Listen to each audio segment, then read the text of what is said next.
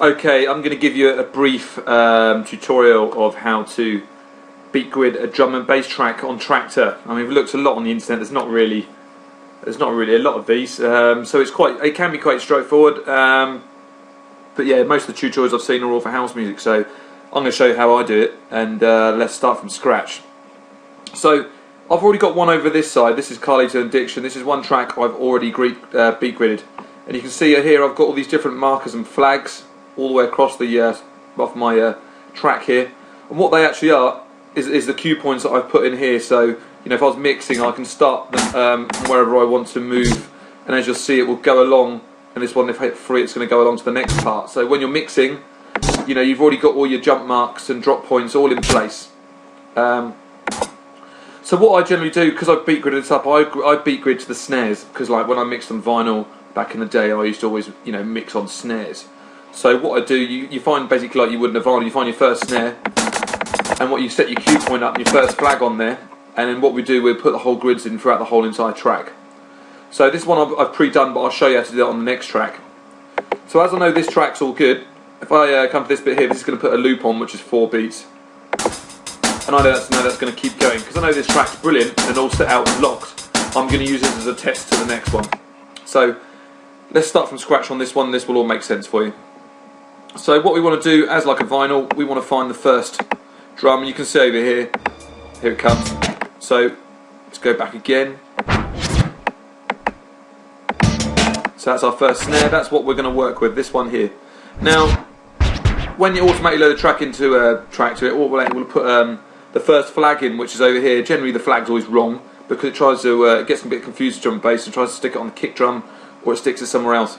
So you need to, when you log in as well, you're going to have this box here. See this little button here? You click that down. That's the cue point it's already put in. We're not going to do a cue point. We're going to work on Beatgrid. So we click grid. Now if we hit the dustbin button over here, this will take all the flags out and remove them, and it's going to let us put the marker in. So we're going to go back to our snare here, zoom right in, and then we're going to go right to the beginning of this one, and then we're going to put the flag in.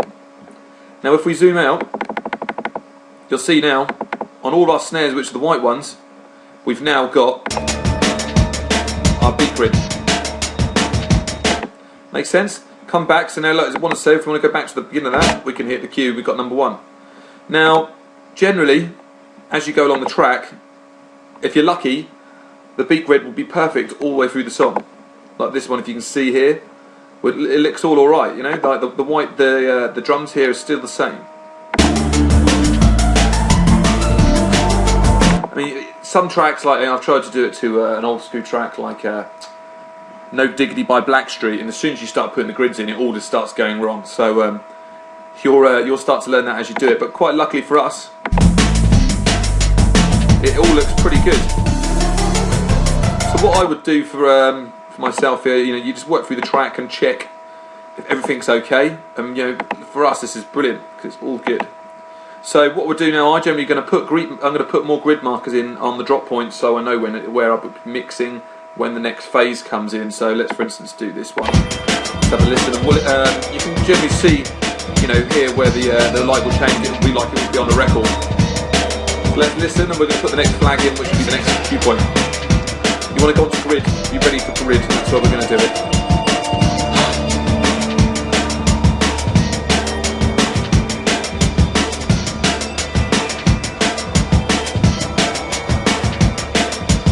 Okay, it's coming up now. What we'll do, we're going to pause it and we're going to put the next flag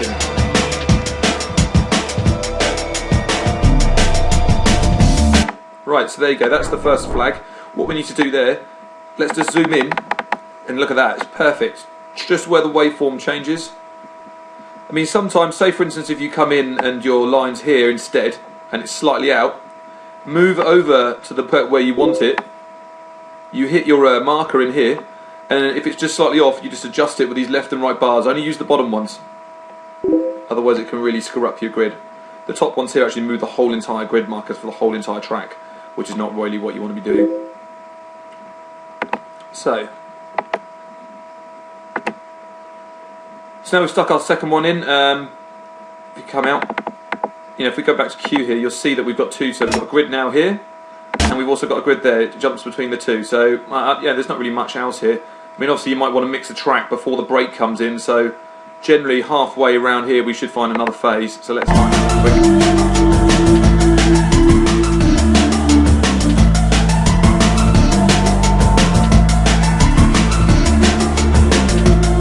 Find a nice mix point.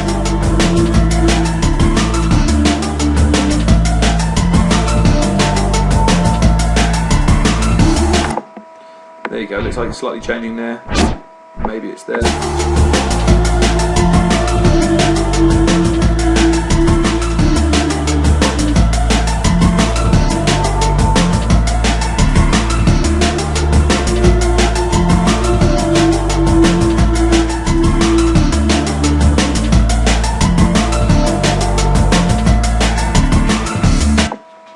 Let's just stick one in here. Again, zoom in, check. It's all looking good.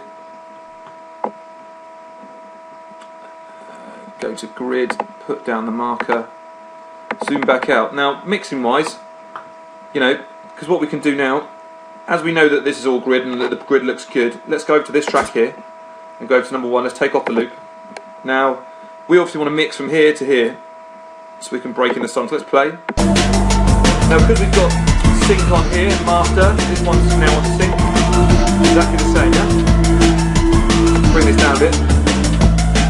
Now when we get to our marker, we're going to hit play and you're going to mix the two tunes together.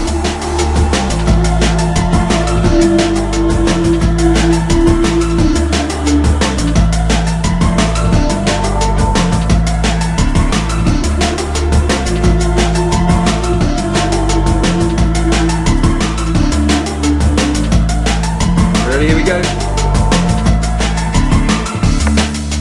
Here we go. Both tunes are now in.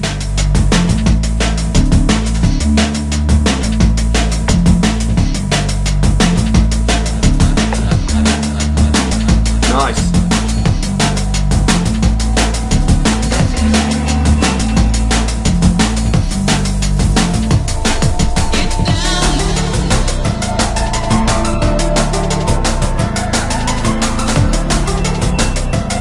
Let's watch. Let's put this on the loop. Ready?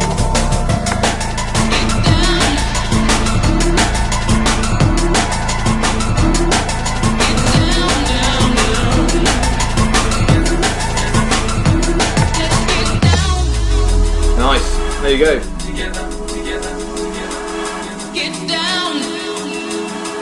Easy. So let's do the reverse. Let's go to the end of the track here. Put this one back. So now we're going to go back in. We're going to do a cue point from this side. Take off the loop, of course.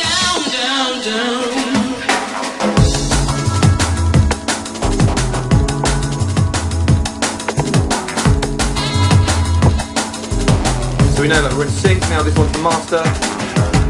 All in the same sync. We just got to wait for the right moment.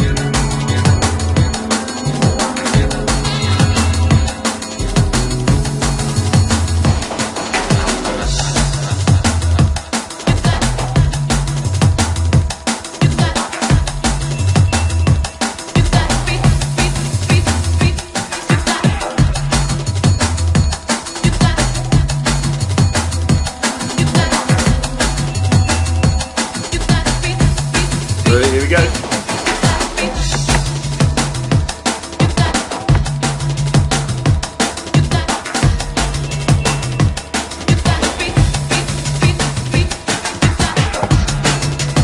Nice.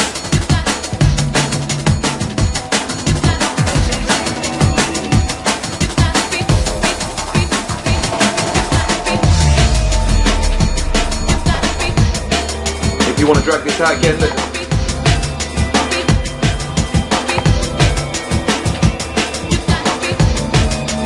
Going for a long while, yeah?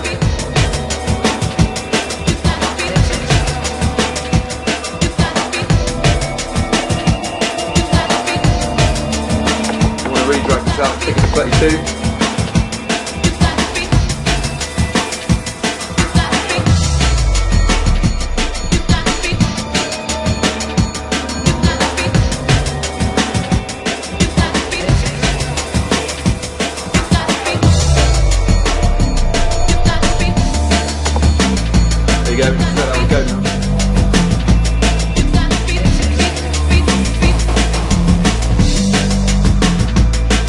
Okay, so I mean that's it really, you know.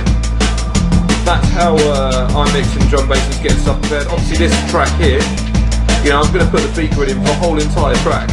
And once you've got it all ready, hit the lock button. This will save the BPM, and then I'll generally go in and change the name of the track, like this one here, and say it's 100% Beatgrid. And then when you're in a club, you're mixing, or at home, you know, all your tracks are already prepared and ready to go. So I hope this makes sense for you, and enjoy drum and bass on Traktor. Thank you.